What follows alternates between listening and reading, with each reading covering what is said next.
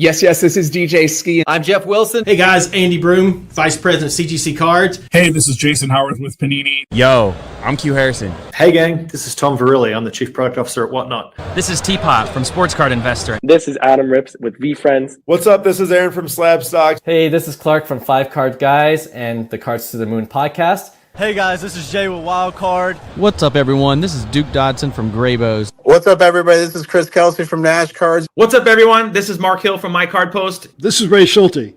This is Chase Krim. This is Cody from Texas Roadshow Shop. This is Mark Aaron from WSB Radio in Atlanta, and you're listening to the Sports Card Strategy Show. I'm loving the content. Loving the content here. I'm loving the content here on the Sports Card Strategy Show. The Sports Card Strategy Show. The Sports Card Strategy Show. The Sports Card Strategy Show. And I'm telling you, the Sports Card Strategy Show. This is the Sports Card Strategy Show with your man, Paul Hickey. What's good? Be sure to subscribe for year-round advice on keeping your portfolio up to date. Part of the NoOffSeason.com Sports Card Network, the #1 place for advice on how to make money flipping sports cards. Thanks for tuning in, and remember, there is no off-season. There is no off-season. There is no off-season. And there's no off-season. You already know, there is no off-season. No off-season! All right, you ready to rock? Ready to go.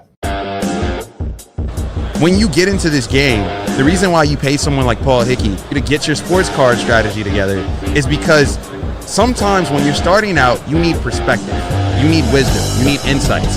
And so he's been around the track enough times where he can actually coach you up and guide you. Doesn't mean he's going to take you to the promised land tomorrow, but you now have a coach by your side that can advise and kind of even create these pathways where you can get the education yourself.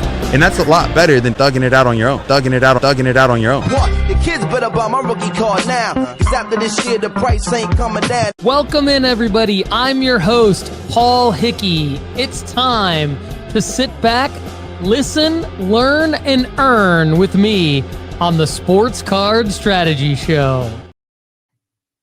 Best sports card podcast on the planet. Welcome in, everybody. Lefty, McKee, Paul Hickey, how you doing, my man? Dude, I'm so good right now. Just popped in from a really encouraging business meeting and slid in sideways to this meeting, but we're here. We're ready to rock and roll. We're ready to talk sports cards. I love the hat, man. It's a pretty sick hat. I know you were sporting it on Lefty Cards with Turner the other night, and I'm a big fan. Yeah, it's a Lexington Legends hat. It's the minor league team here in Lexington. So looks pretty sick. I like it. I'm gonna have to upgrade my hat game to match you, Lefty. You always have the swoop though. It's always dialed in. The swoop is always dialed in. The gray in the front, getting a little grayer on the sides. You know, it's all this knowledge that I'm acquiring, researching how to make money flipping sports cards. Just the more knowledge I acquire, the more gray hair I get. But keep doing that then. I'm gonna be all white pretty soon with all the knowledge. We got a great show planned for all of you today. Thank you for joining us. Very, very excited. We're gonna bring the energy, a lot of great stuff to talk about. But first, are you ready to start grading your cards? CGC Cards is the perfect place to slab your favorite sports cards. From their crystal clear holders to their affordable pricing, CGC Cards is the perfect stop for your grading needs. Go to cgccards.com to start grading today. And Lefty, as you know, it's really cool that we get to ask the grader. So premium members of NoOffSeason.com get to submit questions through NoOffSeason.com/ask. And if they want to ask a particular question to one of the top graders in the entire collectibles industry, Andy Broom, Vice President of CGC Cards, answers your Ask the Grader questions only courtesy of NoOffSeason.com. And Lefty, we've got our new pricing structure in place now for premium members. And as you know, it's like Black Friday, Cyber Monday sales galore. Everyone's getting sick of all the Black Friday, Cyber Monday crap out there. But look, we've got our own sale going on right now at NoOffSeason.com through December 31st. So our pricing is discounted and you still get that free 30-day trial. So got to check that out. And Lefty, there's a couple housekeeping notes I wanted to update you on. I'm not even sure you, Turner, Jake, and Joe, the team at nooffseason.com, even know what I've been cooking up for premium members in terms of a grading dashboard. Every once in a while, I just give you a little surprise on the show here, Lefty. We talked about the inventory tracker a few weeks ago when we added that feature. We've added, we obviously had the formula, which is a big breakthrough. We've talked about that a lot. Here we go now, the grading dashboard. So now if you grade with us through nooffseason.com, you get a master grading dashboard that looks like this when you visit your My Account page. So it shows you not only all the cards that you've graded with us with their status, but it shows you your own personal gem rate chart here of all the different grades you've received from PSA. And it shows you our pre-grade accuracy rate for you. So this one particular subscriber, we are 76 for 86. So we're shooting 88.37% from the field with this particular subscriber, which is phenomenal on our pre-grade accuracy rate. Thank you. And shooting from the field at 88% is fantastic. That's really good, right? That'll get you all NBA first team. Absolutely. Or the Naismith Player of the Year award, depending on, or Mr. Basketball, whatever level you want to talk about. And so it also says, hey, look, we have confirmation videos that we received your cards. So you can click here to see all your confirmation videos. You can request a change to your personal information. So do you want to consign your cards? Do you want them shipped back to you? And then of course, click here to grade more cards. So I'm pumped about the grading dashboard. And I think it's another reason to consider being a premium member at nooffseason.com, especially because many people are a little bit leery to grade their cards on their own for their first time. So this allows people to get their feet wet and just get a little bit of extra help, if you will. And of course, Lefty, as you know, you can avoid the minimums. You can avoid the declared value, insured value, whatever they call it these days.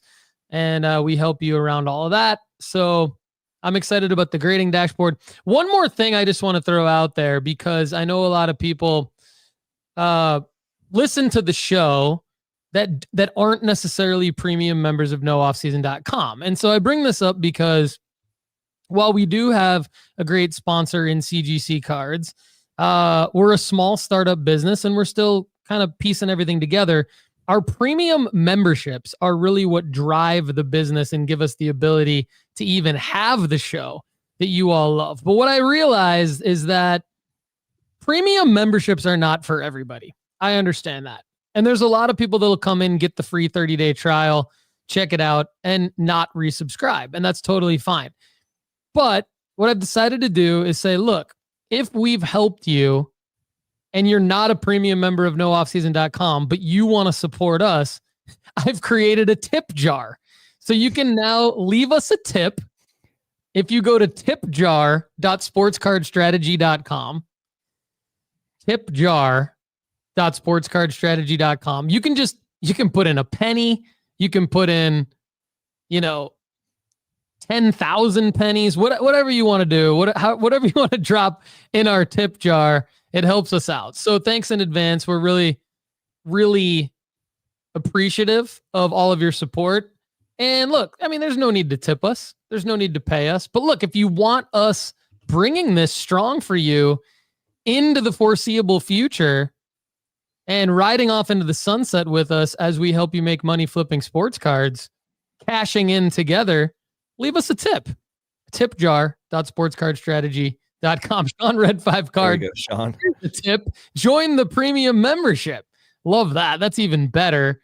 And let's say hello to our live chat. We've got Terry Anderson, Chad Dyer in the house, Who's Your Card Guy, Pick 6 cards. Pick 6 has become quite a regular in the comments in the live chat. Love that. Even on Lefty cards, I noticed. Yeah. Cobble cards, G23 cards, Troy A. Travis, our guy Jake, Howls.co, and Pharaoh Bow chiming in. So Lefty, before I want to get your opinion on something here. in a second, but I'll give the people the rundown what we want to talk about. So on today's show, we're going to get to a format that may seem familiar to a lot of you who have been with us for several years now since we've done the pod. We're going to talk about L's, W's. We're going to talk about a play that we're going to make, and we're going to give you some tips, some eBay tips and some shipping tips and everything like that. But first, I want to talk real quick about a few things in the hobby news and sports news. And they're going to be related to some new releases. They're going to be related to the college football playoffs. They're going to be related to an event, a big event that was just announced yesterday that I will be buying tickets for tomorrow when the event registration opens up to the people who attended last year. But Lefty, here's what I want to ask you, because I just got a great, in fact, PSA grade reveal. And I'm going to share my screen with you right now. These primarily made up of the Ryan Williams Bowman U Now card 19 that I bought. I bought 20 of them, and I got, it looks like all but 2 10s, which is great. 1 8, 1 9, and 18 10s. Nice. So that's a pretty standard gem rate actually for these Tops Now Bowman U Now, for me at least in my submissions. And I just submit, for those of you who are wondering, like, I open up the little jiggler case and I just submit all of them. I don't weed out any because I can't tell the difference. We talked about this, I think, on the premium pod the other day. I can't tell the difference between what these things look like in terms of whether or not they're going to gem, because they all look phenomenal to me. But here's my question, Lefty. See this grade reveal, and you can see here, for those of you watching at youtube.com/Paul Hickey or on Instagram at Sports Card Strategy. And look, if you're listening on Apple and Spotify, I'm going to narrate it for you, so don't worry. When you get your PSA grade reveal back, it defaults to the option that you selected in your grade reveal. And so I selected ship back to me. I always select that as my default because regardless of what happens, most of the time I'm going to want my card shipped back to me. And then I know that I can change it when it's in this completing. So it's in this completing stage, not completed, which means they haven't shipped the cards yet. They haven't moved my cards into the next round, which would be, because I have this default option of ship back to me, would mean that it's going to go to their shipping department and eventually FedEx.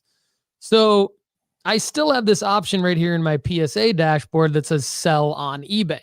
And here's what I've been experiencing, because I've done the Caleb Williams Tops Now play. I've done a couple Jaden Daniels Tops Now plays. I've done a ton of the Panini Instant plays. And for the most part, I've gotten all the cards graded at PSA, and I've had them shipped back to me along with the member orders, the nooffseason.com member grading orders that I talked about a minute ago. And I ship or consign the member orders, and then I sell my own through my own eBay store, No Offseason Sports Cards. But what has really bogged down my time this fall and into the winter is listing, packing, and shipping all of these cards. Because when you make a 20 to 40 card print on demand play from Panini or Tops, and then you get them all graded, get them all back, it's a dickload of cards to have to go through. And it's a lot of time. It's a lot of time to even do 120 card order and then multiplying that by all the different plays I've made. So now I'm sitting here going, look, is now the time, because I knew the play to begin with was going to just be to sell these Ryan Williams cards to try to be first to the market with them. And it's actually not a bad time. We'll get into this in a second. Alabama now sneaking back into the top 12, looking like they could make the college football playoffs. Is now the time, Lefty, to just go ahead and sell these fuckers on eBay through the PSA eBay account. And instead of having these 20 Ryan Williams cards. And look, I've got 2 other cards in here. They're both Shedeur Sanders cards. This is a rare submission for me because they're all my cards. Typically, they're mixed together with a lot of the members cards. I keep track of that. But even if there were members cards in here, I could keep the members cards as shipped back to me, and I could select sell on eBay for my cards if I wanted to, which is cool. But Lefty, do I just sell these things on eBay right now through the PSA account? What do you think? Well, this is really close to what I do in my submission strategy. I have gotten out of the business of trying to ship 40 to 60 cards in 1 week. And there are times where I do sell stuff. For instance, I just sold a Victor Gakares lot from my eBay account. But this is so efficient for me that this is what I do. So what I would recommend to you is what I would do. I would sell for sure all the Ryan Williams on eBay. One, because the on-demand cards, they are a specific type of buyer base. And I think that the PSA account specifically is going to get a lot of eyeballs on these Ryan Williams cards, and it's not going to matter if there's 1 or 10 of them on the account. They're still all going to get sold. Sometimes I feel like if you have a personal account and you are only selling Ryan Williams cards, the first one gets bid on and the other 10 don't get looked at. But I think from the PSA the eBay account, all of these cards are getting a massive amount of views. They just got rid of the promoted listing. And my theory is that is in response to PSA will be the promoted listings because of their partnership. And so that is not news. That's not news. That's a theory of mine that PSAs will be the promoted listings from now on. It's not like eBay is going to get rid of promoted listings. If you look on any sort of social media, they have promoted things all the time. That our world is still that way. So there will be a replacement of promoted listings, but it may not be for your cards. It may be for their cards. Let me just put it that way.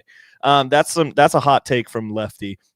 But what I think is like these cards are going to get the view count that they're going to get or they're going to need on PSA's website and on PSA's eBay listing. So I would list every single one of these instant cards from the PSA Vault, knowing that it's going to take 17% rather than 13%, but being okay with building that into the profit margin. Well, I'm going to do this right now on the show. I'm going to go through the process right now on the show. I've never done this before. And if it all goes well, I might open this option up to people on the grading dashboard at nooffseason.com, which would mean people could then have the option, premium members of nooffseason.com could then have the option not only of grading with us, but just having me list it for them to sell on eBay when they get the grade reveal. So let's see how this works. So I'm going to click sell on eBay here, and it takes me to this page, and it automatically lists my card. I can pick. They don't have a lot of people have asked us this because we've talked about it on the show. They don't have the buy it now option yet. I don't care about that for these particular cards because, as we've just said, we want to auction these anyway. It allows me, it's going to only give you the option of a 7-day auction completing between 8 and 10 p.m. Eastern time, which is perfect because that's literally what we always say anyway to everybody. And starting bid 99 cents. It lets you set the starting bid though. So, I mean, Lefty, do you see any reason to up the starting bid on this card? No, I don't either. I don't either. I mean, but I would toggle the switch though about list on the day. So like right now, Did you go Saturday? What would you do? Saturday's not a bad option. We're at Wednesday today, and it says like it's going to list it on a Wednesday after your order is completed, and your order is not yet completed. So if it completes tomorrow, it's going to wait until next Wednesday to do. Oh, that's a good point. Order. And so what I always do is I don't try to overthink it. I just toggle that switch that said listed on soonest day available because they're getting the view count no matter what. So soonest day available. Now, some of your cards, this is an experience that I've had too. Not all of your cards will get listed at the same day. they kind of trickle them out over That's 3-day periods. So that's good. That's what we want. yeah, Right. That's what we want. that's been my experience. I don't know if that's like fact or not. As long as they don't literally end at the same second, it's probably not competing It's against usually each all other within too the much. same. It's like an hour later. Yeah. typically. I'm going to submit for auction on eBay. It says almost there. You will need to set up a Stripe account. Pretty sure I already have one of these.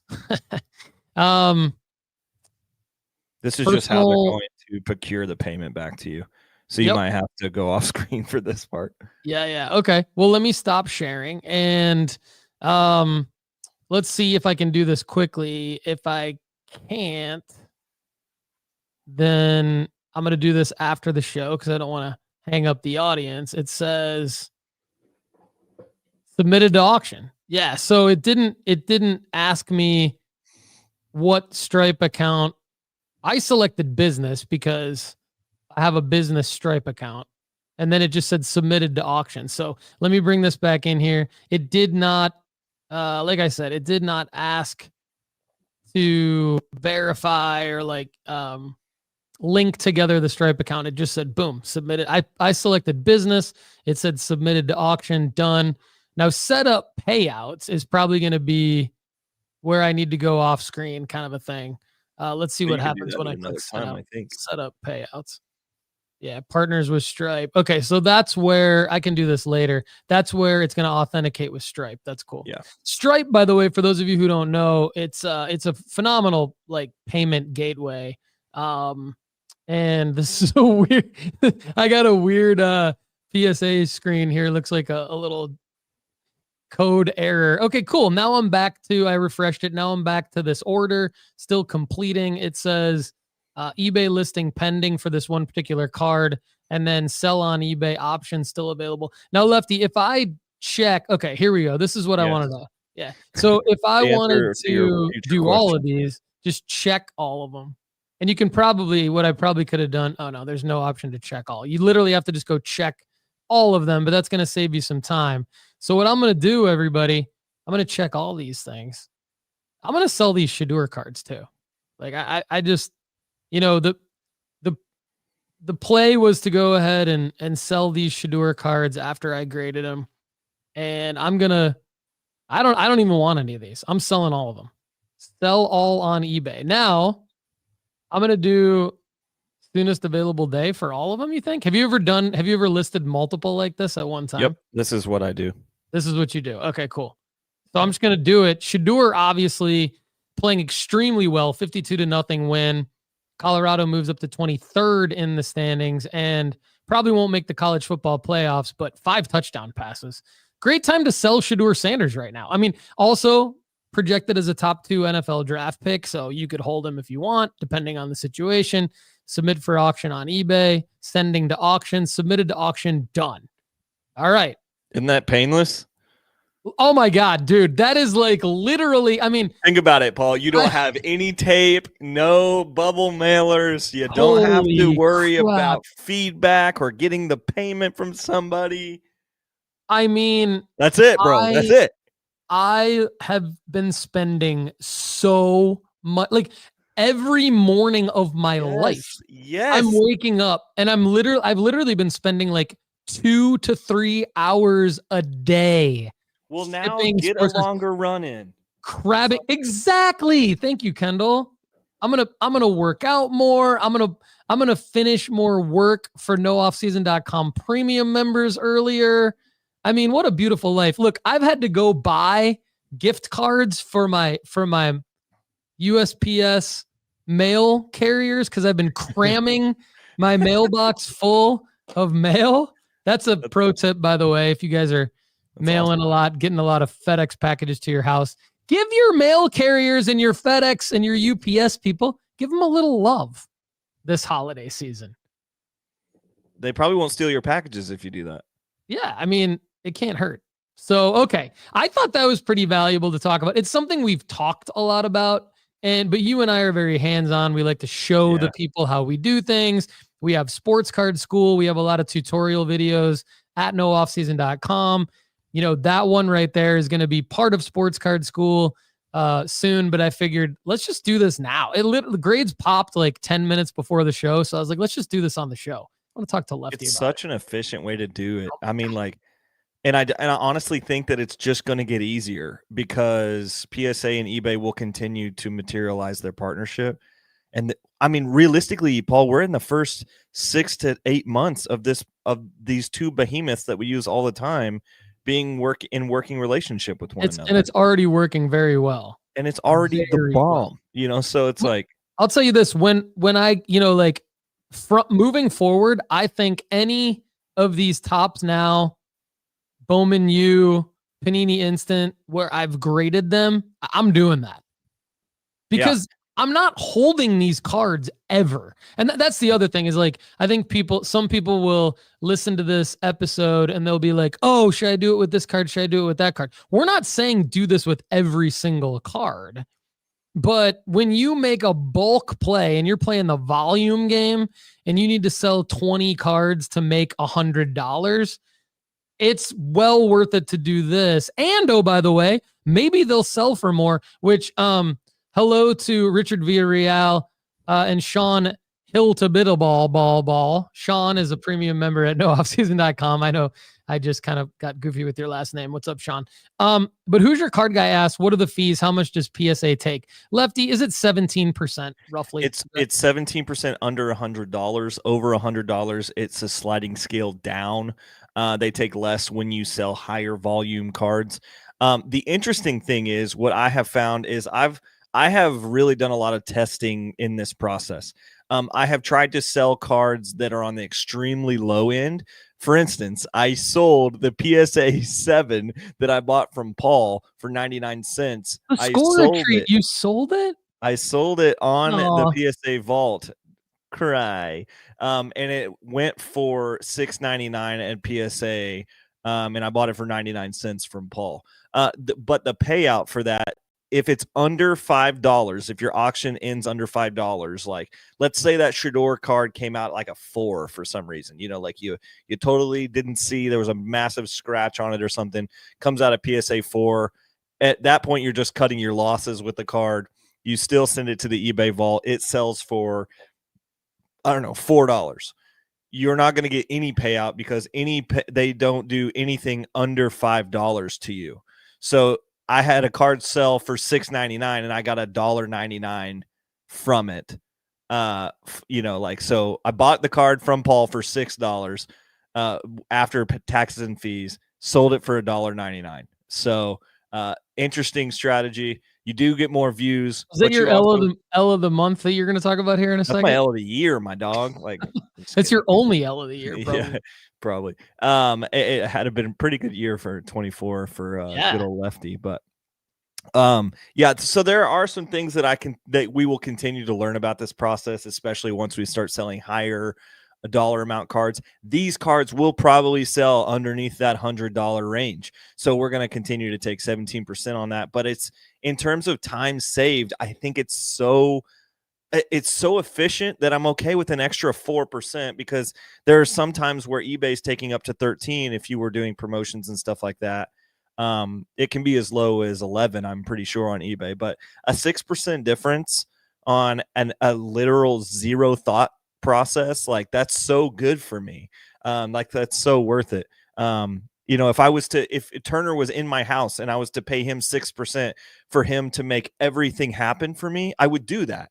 Like you would do that if your kid handled everything and they took 6% of the transaction, you would be like, yes, you know. And so there are some informational differences, like down the road, maybe you're trying to cut costs and you're running a really slim margin and stuff, and maybe it makes sense for you not to do that. But if you've got, you know, if we're buying this card for $4 to $5, you're grading it for $21, they're selling for 80 or 60 to 80. You can afford the extra margin to make your brain not worry at all about this card. So, yeah, and one thought that I had, which you may know the answer to, and I'm sure I could figure it out doing a little digging, and I'll probably do that and put it in sports card school. But one thing I was thinking about is when you transfer, like when you send it to the vault, right? Because that's the options are like send to the vault, sell on eBay, or ship back to me. We had this we actually had this as a premium question a couple weeks ago, and I did not know the answer to it. Okay. So I'm glad that you just did this. Okay. So my thought is, like, when you send it to the vault, that's different than selling it on eBay, right? So yes, sending it to the vault is it's gonna go into your own personal PSA vault, which you have, even though if you've never activated it. If you have a PSA account, you have a vault. Yeah, if you're in the collector. If you're in the collectors club. So then my assumption is that you could still, once it's in your PSA vault, you could still then go back and list it on eBay later, correct? This is part one to the question. Yeah, I can share my screen from my vault, actually. Yeah, go for it. And then as you're doing that, part two to the question is, can you transfer it to someone else's PSA vault from your PSA? I don't know about that. I don't know if you can make a sale and then transfer it to another vault. But this is my vault right now. These are cards that I haven't sold yet because the timing isn't right or whatever. You know, I have, I think, like 50 to 60 cards in here. Let's look at this Anthony Davis. I can click into it and I can sell it on eBay straight like the process that you just did from my vault. So this is my card, and I can start the auction the same. You have to wait till they're fully in the vault to do this, which is it's sometimes nice to just sell straight to eBay from the page that you were at, because there's like a 3 to 4 day processing between the PSA grading element and when they're actually vaulted, because they're grading them sometimes in South California and the vault itself is in Delaware. So if you're sending things to the vault, there is like a legit shipping element to it that happens. But like another thing is I send cards straight to my vault when I buy them on eBay now. You know, I literally have an address that I can send to. I bought 16 PSA 10 Max Clarks the other day from Crim, and they have just arrived at PSA Vault, but they're not in my PSA Vault yet.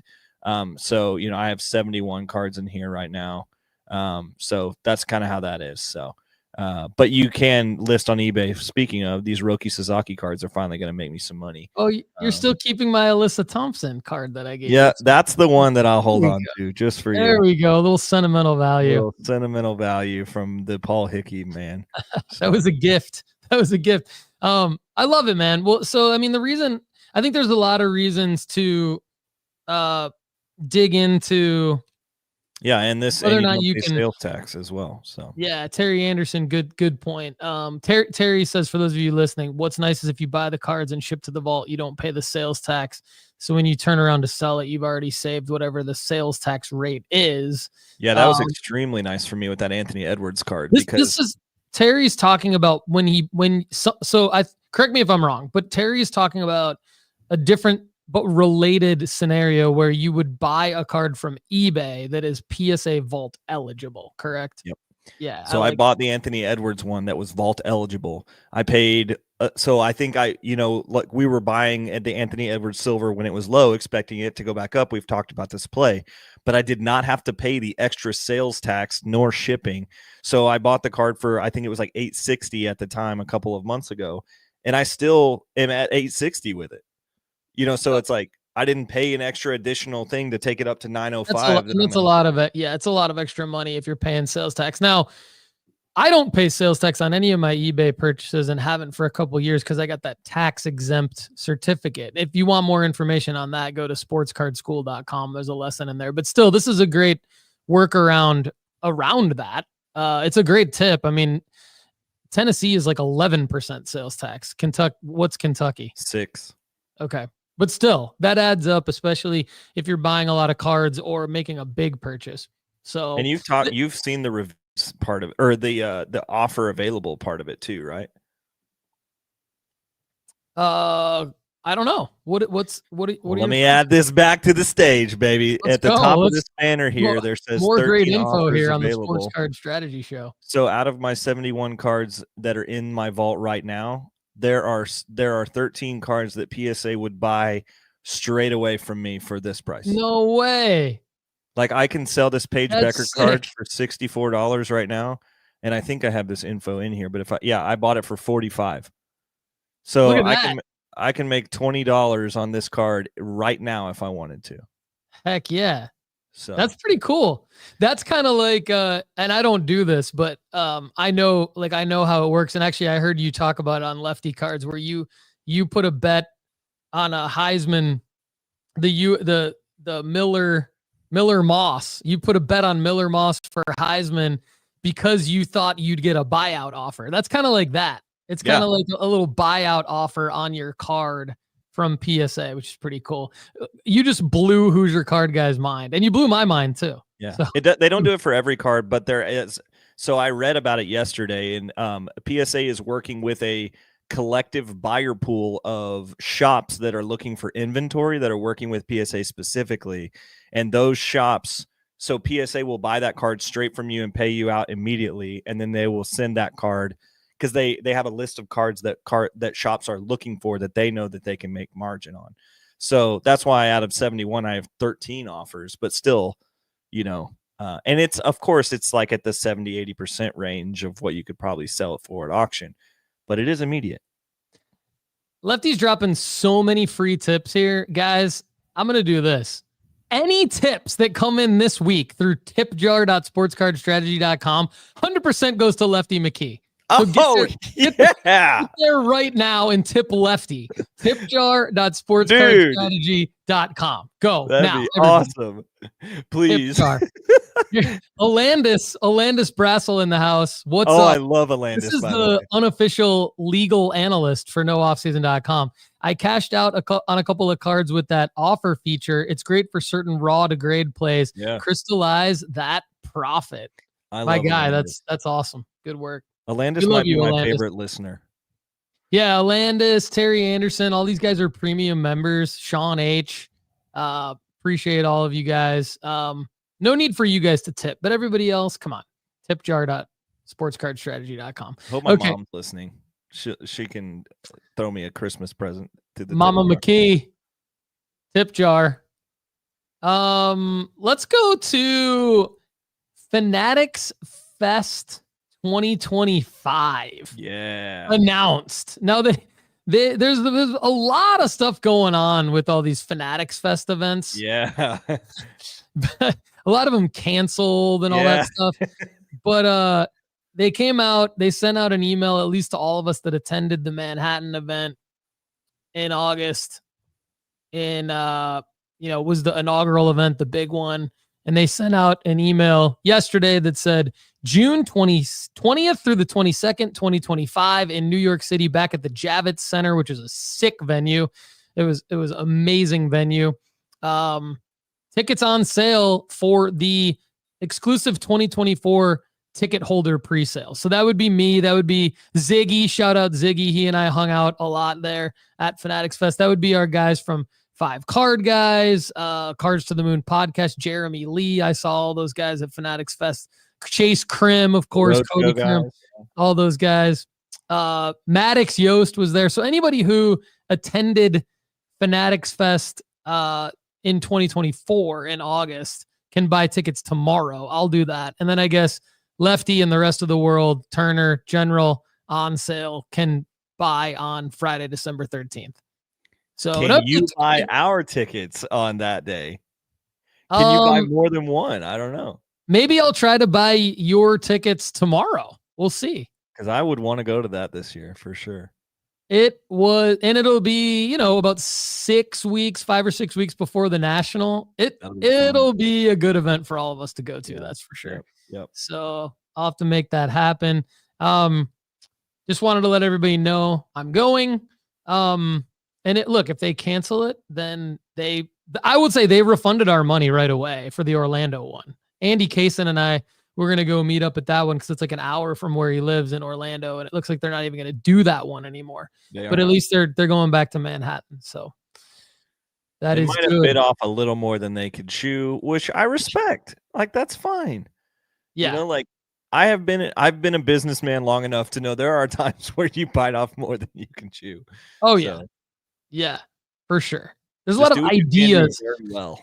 There's a lot of ideas when you're an entrepreneur. Not some of the and then if you think of the amount of ideas that get implemented, it's still a lot that get implemented, and the ones that get implemented that actually work, are not too many. Slim. So yeah, there's that is a slim pickings there. definitely understand where the Fanatics events team is coming from with some of the decisions they've had to make in this first year. All right. Speaking of decisions to make, Lefty, I made a decision about Bowman Draft 2024. It went on pre-sale today. Yep. I got myself a little hobby box. Oh, good. Are you going to try to do the same play that you've made with the Bowman U case? Here's what I decided. Yes, I'm going to flip it sealed. I'm going to flip the Bowman U football case sealed because look at this. One just sold. Well, this was a pre-sale, obviously a month ago, but there's a sales comp for the 12-box case that I have at $18.99. And then if you look at so this is how I made this decision to go ahead and do the box of draft. Here's one. This is the exact case that I have, 12-box case, and there's still 8 hours left, and it's at $15.36.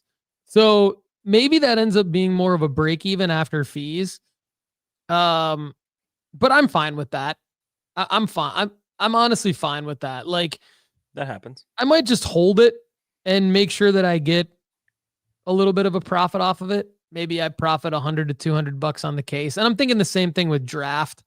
So I put in $530 on one hobby box of draft. It'll be fun to get it. Not going to rip it. I'm just going to flip it sealed.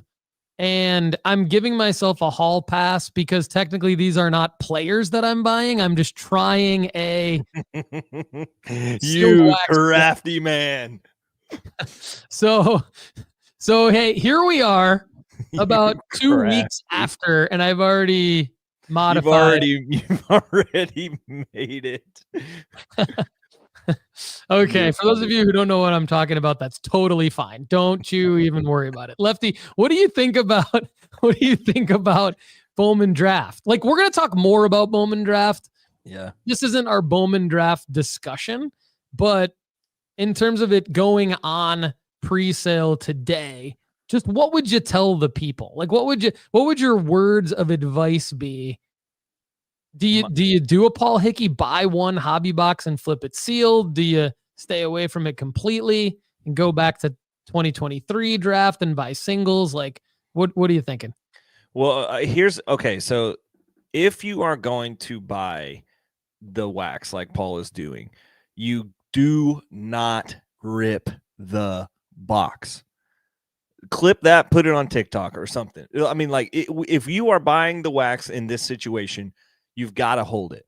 And here's why. Is this draft product typically over the last 5 years or so has been the most desired wax product that is in the hobby. From what I have seen, from the expectations in my world, this is the product that everybody is like, frick, I can't even find a box of the draft anymore. You know, and so my local hobby shop, I think, gets like 3 cases and they sell out like that same week of this. So I would buy the hobby box and then sell it in mid-January.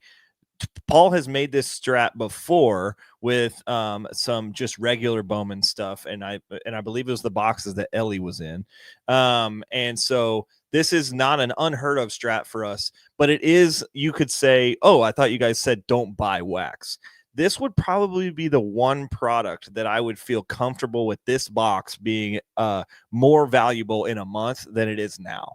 Because once these cards start coming out, people get addicted to this Bowman stuff. And there's going to be guys like Travis Bazana will move very fast. We talked about this on Monday, and some people of ours were talking about the Bowman strategy on Lefty Card Show. But there's a couple of these guys that will move very fast, which means people will be trying to find their cards quickly. I hate the gimmick that they put in here of freaking John Elway. I hate that. Who was going to say that first? You or I? Hate that. But I do love the product, and I love Montgomery. I think that's his auto on the bottom left right there. It's kind of small on my screen, but yeah, I think that's Braden Montgomery. Yeah, love him. And so this is the strat if you're going to do this. The other side of it, though, is go buy Max Clark and Roman Anthony right now. Their cards are cheaper than these are going to be. Therefore, you can get you could probably get 2 to 3 Roman Anthony Chrome 10s for the same price as that hobby box. And you're going to make more than $100, I would bet on those. And as he brings it up, I'm sure Roman Anthony is in some of our grading or our listings on the formula. Max Clark is ranked number 2 raw to grade play right now. The Bowman Chrome first auto, the formula loves it. And I know there's the refractor Max Clark is also in here. I just don't know exactly where it ranks. Let's see. So Max Clark, yeah, you can make 17% on the refractor, 128% raw to grade on the Bowman Chrome first auto, non-refractor. And I don't see Roman Anthony on here. We might have to look that up and then ping Jake while he's in the lab, adding some cards to see if we see what the formula says about Roman Anthony. Also, premium members of nooffseason.com get all these rankings, but you can also run some Roman Anthony cards through the calculator, sports card raw to grade formula calculator. But yeah, I mean, the formula loves Max Clark from last year. And I know you don't like his game, but I know I do like his game. I don't like his personality. Oh, you do like his game. Okay. You just don't like him as a human. Gotcha. Yeah, I think he's a risky investment because of his off the field problems. And he's just a jerk. He's going to be an Aaron Rodgers, guaranteed. I had a feeling you were going to go there. When you said jerk, I thought that's Kendall. Immediately you were going to go to Aaron. When Kendall calls someone a jerk, that's like me calling them a despicable human being and scumbag, period, dot, the end. So there you go. Max Clark is the next Aaron Rodgers, according to Kendall McKee. Okay. We've had a phenomenal 47 minutes so far. And I just want to say that a play that I'm going to be making in the next month, other than this sealed wax stuff, which I do want to come out and say, look, I'm not advocating buying wax and flipping it sealed. It's only this Bowman Draft Baseball release, because historical data shows that it does go up. And I'm going to try to flip this case sealed of Bowman Chrome U football, and I might hold it a little longer. Like, I want to see what these sales comps are. I'm not in a rush to flip the case sealed. So, but I'm not really doing any more of that. What I'm going to start focusing on are my 5. I'm going to go one at a time. For those of you who don't know my 5, Michael Jordan, Caitlin Clark, Shohei Ohtani, Arch Manning, and Victor Wembanyama. And I'm going to start with Jordan, I think. It's going to take some finesse to try to find gradable Michael Jordan cards. But I do think that the 1989 Fleer number 21, it has the most upside from a raw to grade standpoint. And I realize that there could be a lot of altered Michael Jordan Fleer cards out there, even from 1989. So that's going to be part of my risk mitigation that I'm going to have to take into account when I budget for this. But at a $14 buy-in and a $57 PSA 9 sales price and a $959 PSA 10 sale price and a pretty solid gem rate on this card, I'm looking at a projected average sale price of $97 per card that I would be putting about $40 into.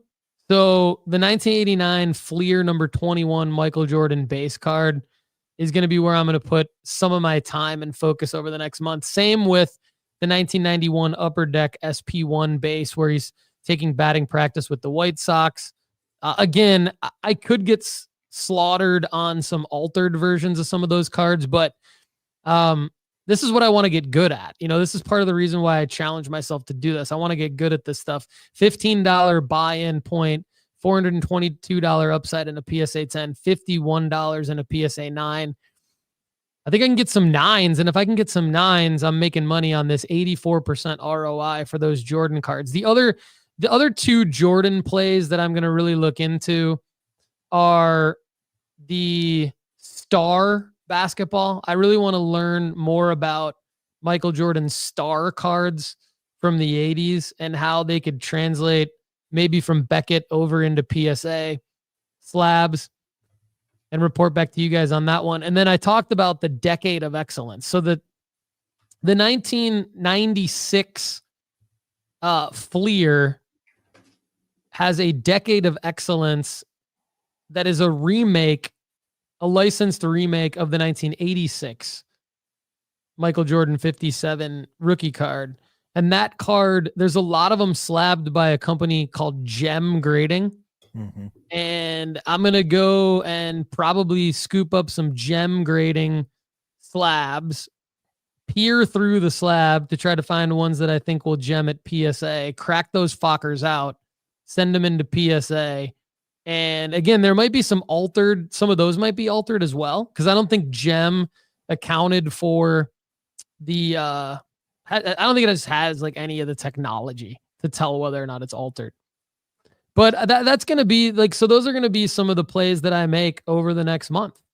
And I like those plays because there's really no rush. There's no like sense of urgency really to go buy these Michael Jordan cards. So if I can't find any that I feel confident in, I'll look to Shohei. I think now is a great time. Now there's a lot. I think now might be the window to buy into Shohei, where everyone's thinking about the holidays. Everyone's coming down off the World Series, kind of already forgot about it. It's college football playoff time. Maybe there's a window more into January as well. But then as baseball hype season and fantasy baseball season and all that starts to heat up, as we get closer to March, I think the buying window might end for me on Shohei. So as one of my 5 players, I think I gotta get to getting some Shohei over the next month as well. I like that take. Lefty, any plays that you think you'll be making over the next month that you want to put out there? Yeah, I'm really looking into making the baseball play I talked about with more Max Clark, more Roman Anthony. And there are a couple other guys that I am excited about. I might dip my toe into some Bazana, but the guy that I'm more excited about in Cleveland is Chase DeLauder. He is a guy that already has cards, should be a lot cheaper than Bazana. They won't sell for the amount that Bazana will sell for, but Chase DeLauder could be the next Cleveland good call-up. And the Cleveland Guardians played very well this year, and they played a lot better than they were expected to play. Therefore, we'll see at least early season hype to see if it's real again. So those are guys I'm looking for right now, continuing to try to move into some baseball, which is refreshing for me because over the last 6 months, I have taken very seriously the other sports and almost neglected my baseball plays. The only baseball plays I've made in the last 7-ish months, or I bought a Bobby Witt Jr. Auto at the National and Jose De Paula at the National, which I moved out of the De Paula really quickly to try to get some funds back for. So it's like, it was just Bobby Witt Jr. is essentially the only play I've made in almost, since last March in a baseball player. So I'm excited about that. And also excited about De Los Santos playing and getting called up next spring as well. And we've talked about him before, but the De Los Santos, Davison De Los Santos is who I'm talking about. We have sold him previously, but I think we can get back in on him. People are not 100% sure who he is yet. And I think he will get called up to the Marlins or later this year. So I made some money on him thanks to you over the summer. Deyvison is how you spell his first name. Davison De Los Santos is who Lefty's talking about. I made some good money on his raw to grade Bowman Chrome first prospect autos thanks to Lefty. And Jake Holloway, our guy, in the lab as we're talking about. That's awesome. Adding Roman Anthony to the formula. Jake is working on it right now. And here's the other thing. Jake is a huge Cleveland Guardians fan. So I wonder how he feels about your Chase DeLauder call there. Maybe we'll see some DeLauder added. Maybe we'll see him on the raw degree. Yeah, and Alandis is using the calculator, which is cool. He wants to add Moises Ballesteros to the formula. Hey, Jake, since you're listening to the show right now, let's look. Remind me to tell you how to look into the back end of the website to see all of the people that the premium members are submitting, and then let's gather that data up to use it somehow. So remind Jake, email me about that. Okay. All right, cool. Doing a little staff communications here live on the Sports Card Strategy Show. All right, Lefty, I got a couple L's to share with the audience. Come on. These are my favorite. Kind of a throwback to the throwback to the L dubs, buys and sells that used to be the show format for a year or two. One L that I wanted to share with the audience, and I think I might have alluded to this quickly in a previous episode or a premium pod. All the shows are running together in my brain these days, which is really weird because typically I've got that memory, but I think it's just we've had so many freaking shows.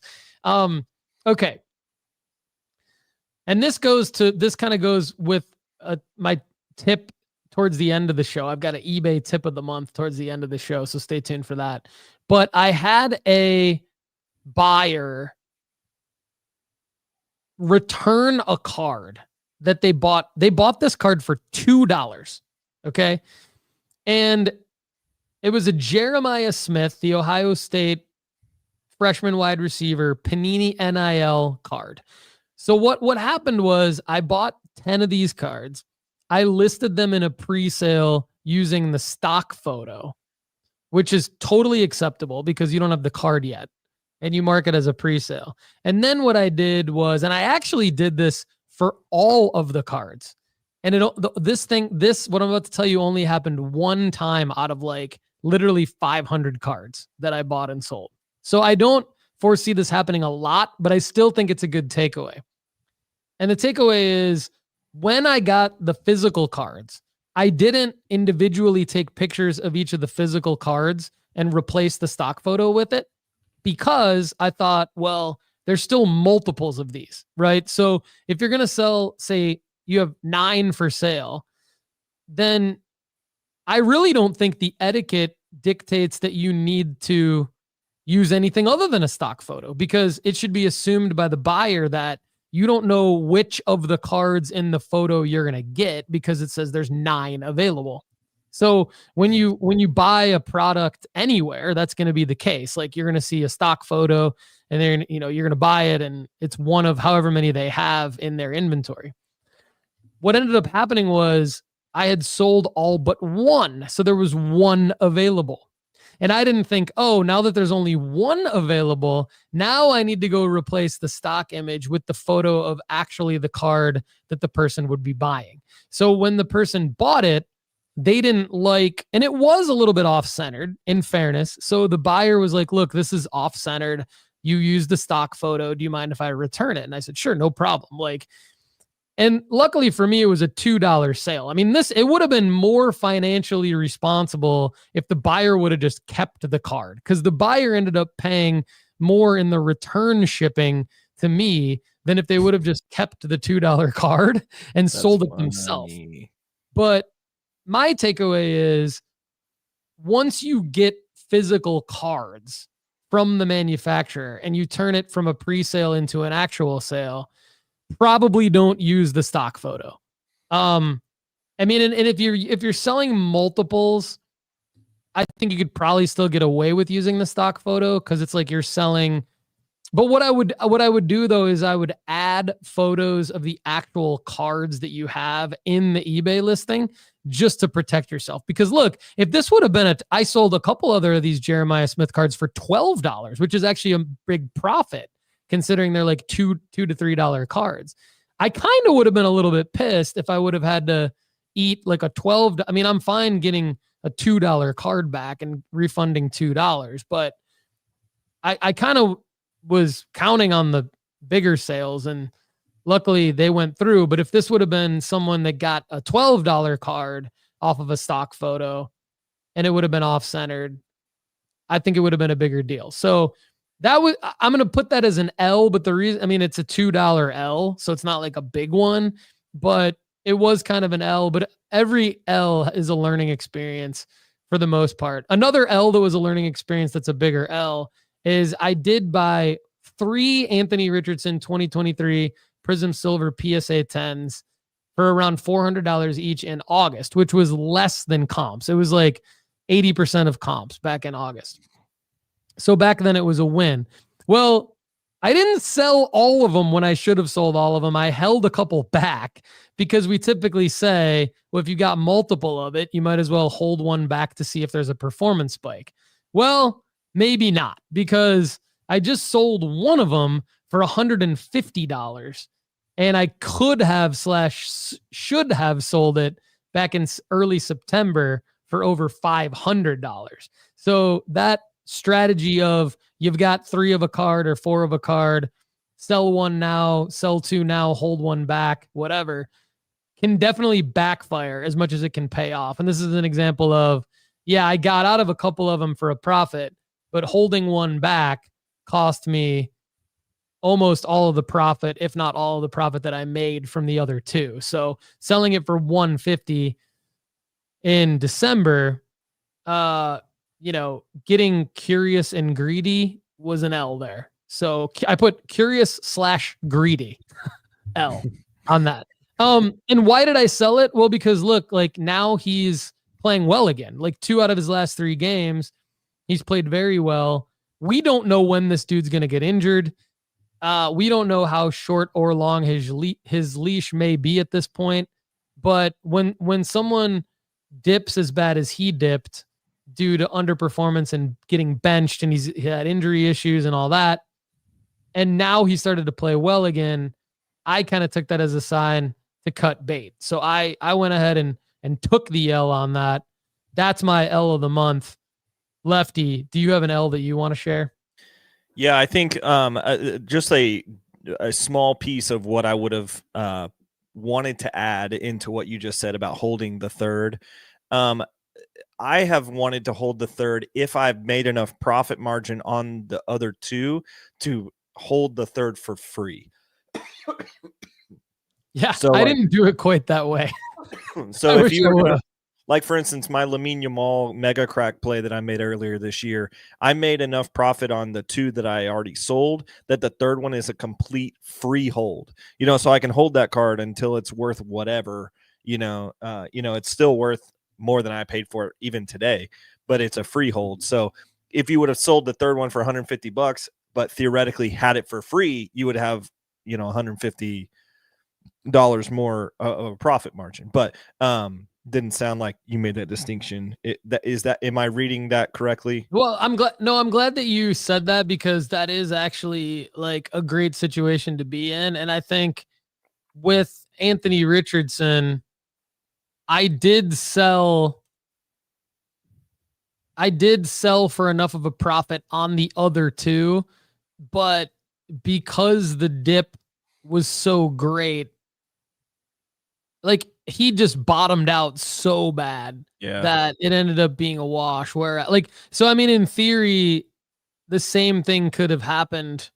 Like, you don't know, like, so I was up, $300 after the first 2 sales.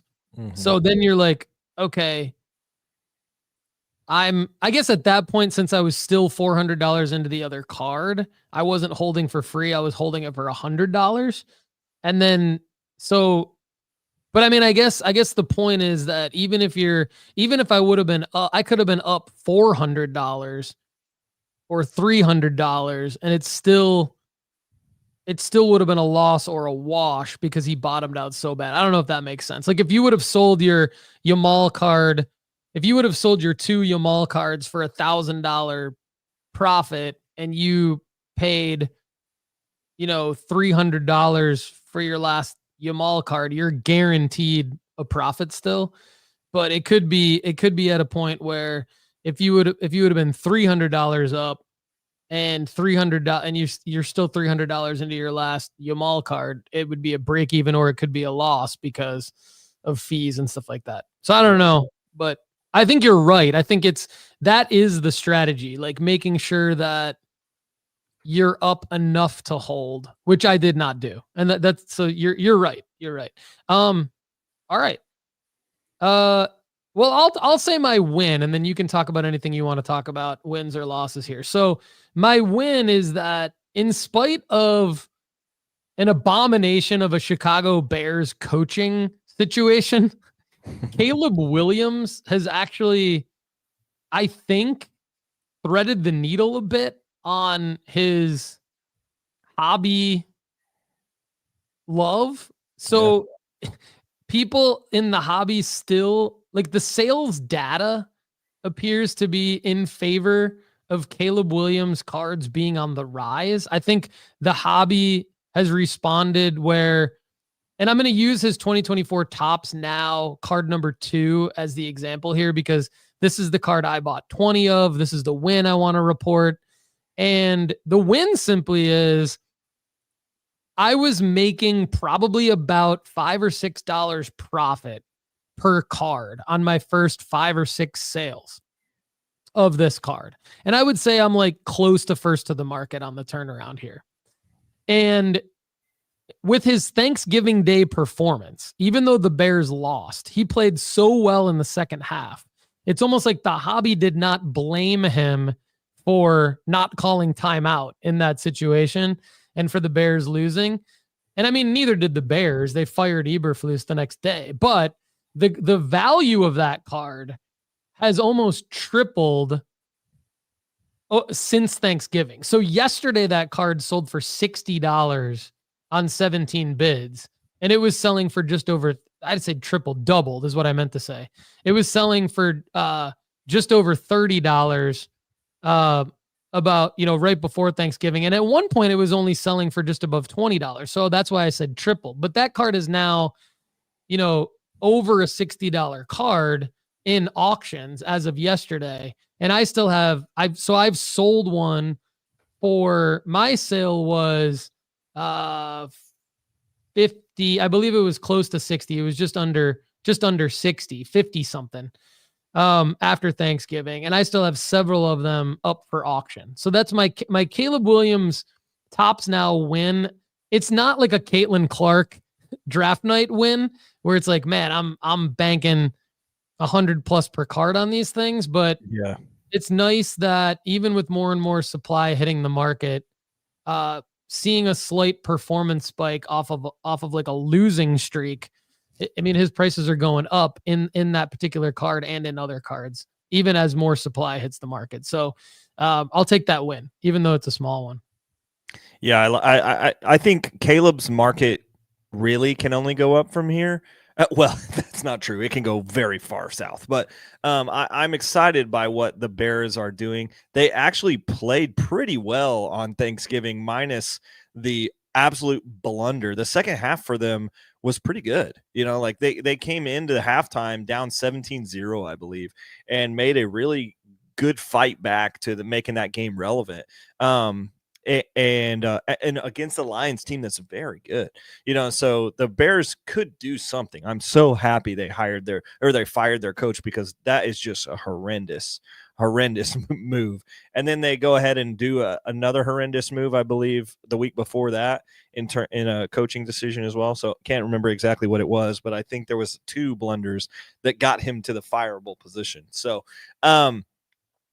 I'm excited about what Caleb Williams is doing. I think the Gen Z quarterback of Caleb Williams he's going to be the one that they basically hang their hat on, I think, in the future, which means his value could be fairly high for a while. So excited about that. I also have Anthony Richardson cards still left. I have one that I did not sell, an orange laser, I think, is what I have. But I've made so much profit on the other football cards that I bought at the National this year. I'm currently only holding 2 football cards remaining, and one of them's a Jared Goff auto out of 75, which seems like that's going to be fine. So I already got an offer 2 days ago for double what I paid for it. So, but it was $200 less than the last one sold for. So I think I'm going to make quite a few pennies. I think you got to hold those golf cards for a Super Bowl run, man. I sold one to get out of it, but I still have the out of 75 auto,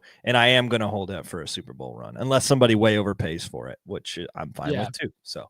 And I think that's different than if you're just tuning in and you're confused with like, well, you just said don't do that because of your Anthony Richardson thing. I think those situations are different because Anthony Richardson in his second year has not played enough games. We do not know who he is yet. It's very risky. Whereas Jared Goff, at this point, we know exactly who he is. And we know that the Lions are on a trajectory to be one of the teams that's favored to make it to the Super Bowl. And so when you're in a situation where you're holding that guy's cards, the quarterback of that team, especially from 2016, numbered out of 75, it's just not one that you would just give away in that type of a scenario. I think it's one Lefty made the play at the National with this in mind as well. So we have not seen Goff's prices really increase significantly, partially because he just doesn't have that many cards. There's not that much data, but we know based on historical data that a guy like Goff in the situation that he's in this year, the time to sell him would be like late January when he's making that Super Bowl push. So I'm excited to see what Lefty ends up doing there. Hi to Thomas McCauley, premium member at nooffseason.com. Good to see you. Sullivan Sports Cards in the house and Bowie. So Lefty, one thing I notice as I'm looking at the sales data here, and it's not every card, but the Caleb Williams Topps Now Draft Night card is still selling well. There we go, man. This week, it's outselling the Topps Now number 2, which has him on field in a Bears uniform, albeit airbrushed and not licensed, but still Bears uniform, RC shield, Topps Now number 2,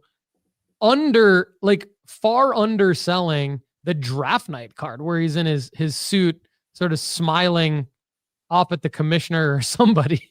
It's like he's looking off into the distance, maybe at his future career or something like that.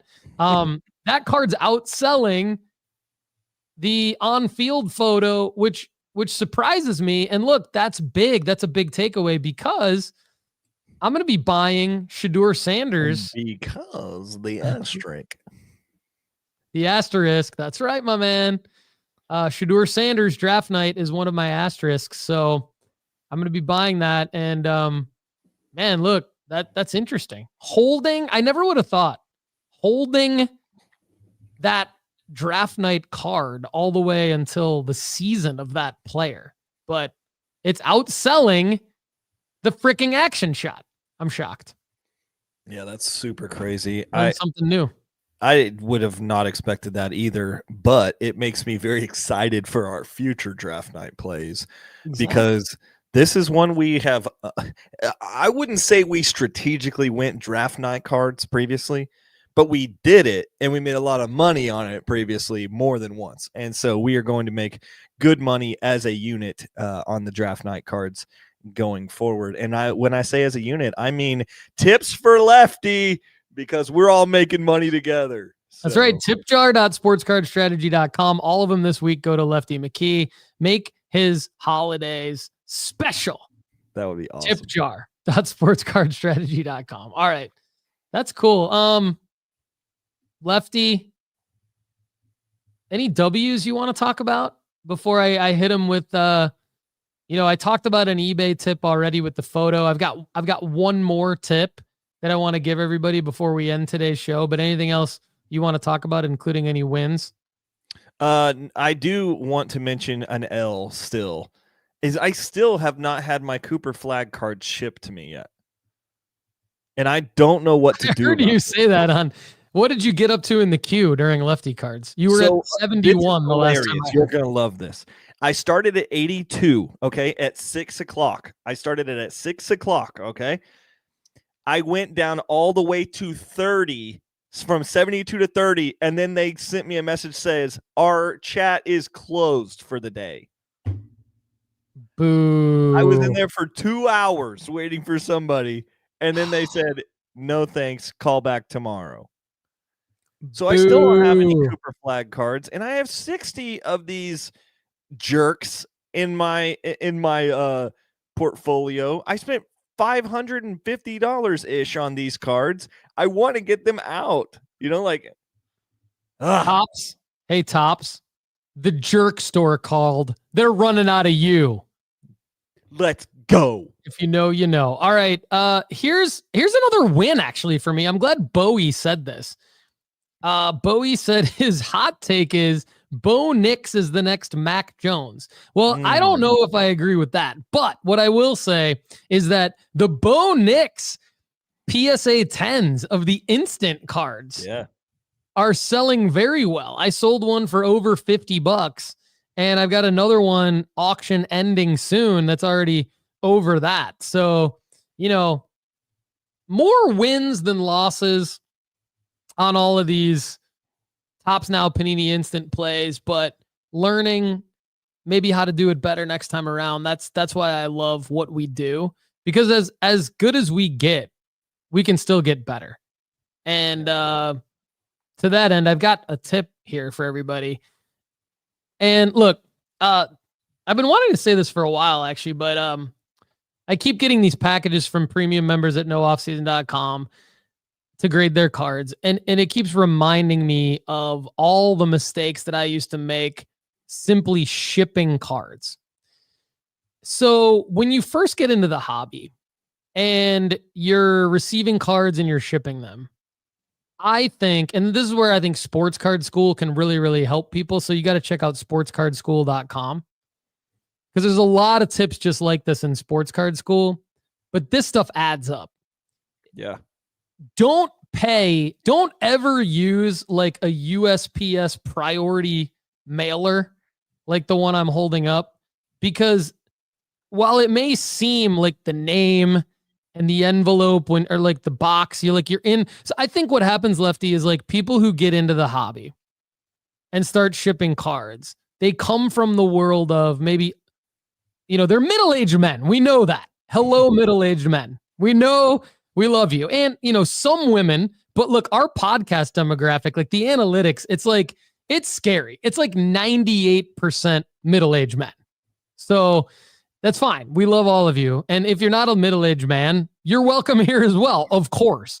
But we would prefer it if you stayed. we pretty much know that when you're a middle-aged man getting into the hobby, you're coming from a different type of business. And you're like, I'm going to stop by the post office and mail my cards. When you're at the post office, you're like, oh, there's a priority mailer. Here's why. This fucker, and I'm not going to call out the person who sent this to me because many of you are sending these in. It's $11 to mail this. And there's probably like 5 cards in here.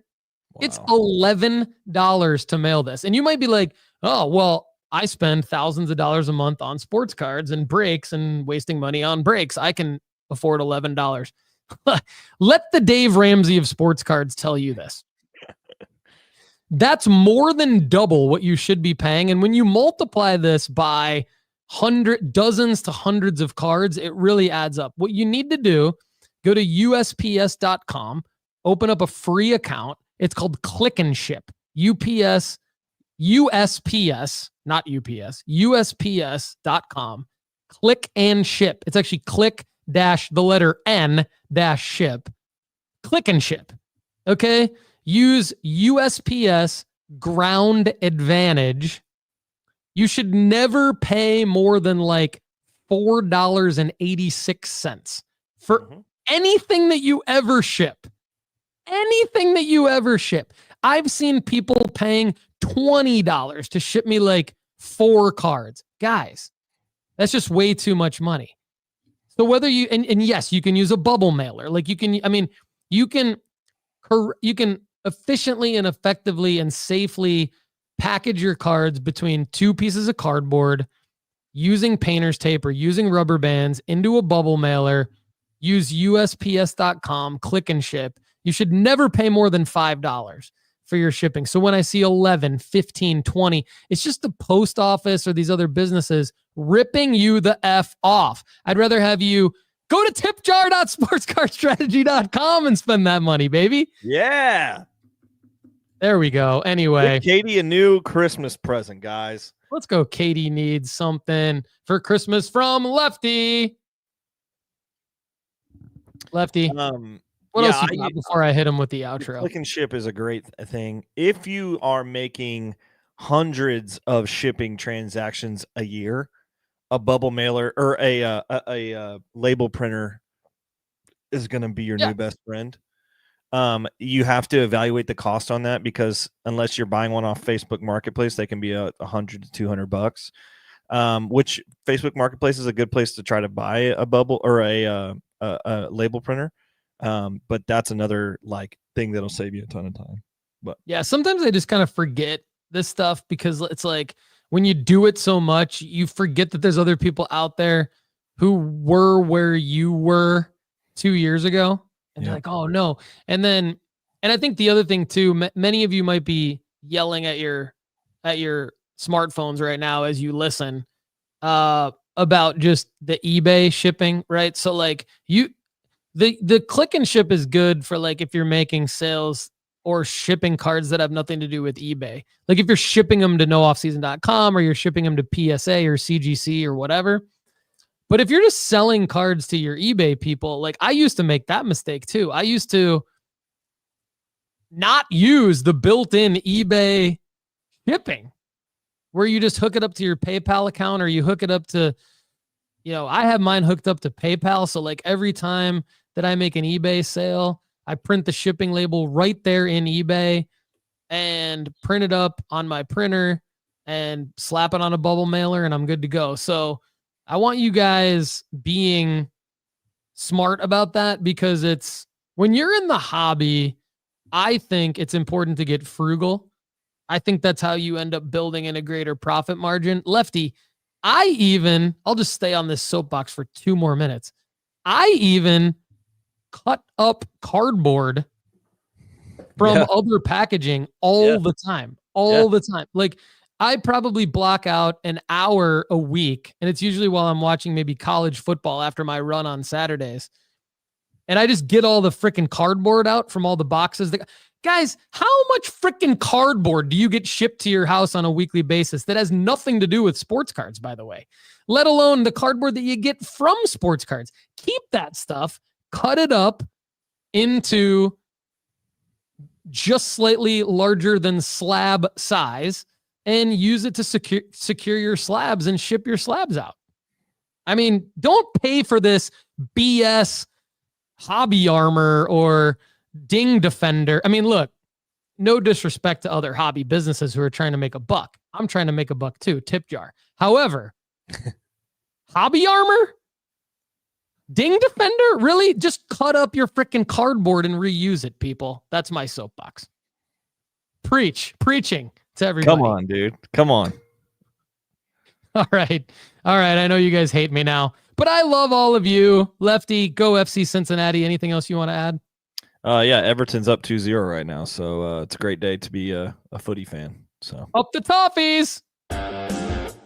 Thanks so much for being here with us on the Sports Card Strategy Show. If you enjoyed the content on today's show, there's plenty more waiting for you at nooffseason.com. Just go to nooffseason.com right now and get a free 30-day trial. You get our formula-based sports card rankings, sports card school, inventory tracker, the ability to grade with us, and the premium podcast where we answer an unlimited amount of your questions. Check it out right now at nooffseason.com.